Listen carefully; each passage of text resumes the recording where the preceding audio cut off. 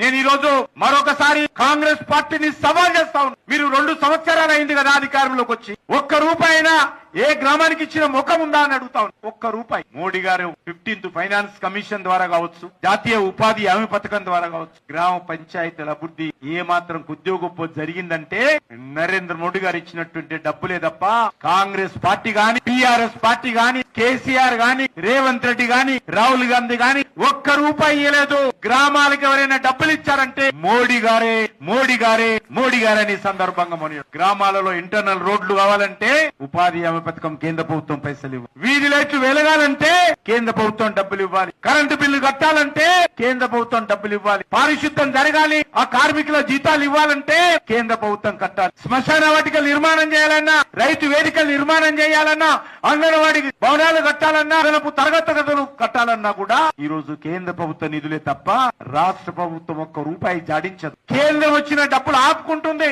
దారి మళ్లించేటువంటి ప్రయత్నం చేస్తుంది ఇతర ఖర్చులు. ఈ రోజు అనేక రకాలుగా ప్రాథమిక వైద్యశాలల కోసం గాని, డిస్ట్రిక్ట్ హాస్పిటల్స్ కోసం గాని, అన్ని జిల్లా కేంద్రాలలో డయాలిసిస్ సెంటర్స్ గాని ఈ రోజు కేంద్ర ప్రభుత్వం ద్వారానే జరుగుతా ఉంది. తెలంగాణలో ఈ రోజు పరిస్థితి ఏంటంటే 2014లో మీ ఇంట్లో కూడా మీరు గుర్తు పెట్టుకోండి, నువ్వు పని చేస్తానో వ్యాపారం చేస్తానో నీకు ఎంత ఆదాయం వస్తుందో, ఎంత ఖర్చు అవుతుందో లెక్కేసుకొని ఖర్చు పెడతాం. మన తెలంగాణ వచ్చినప్పుడు ఖర్చు కంటే ఆదాయం ఎక్కువ ఉండే. కేసీఆర్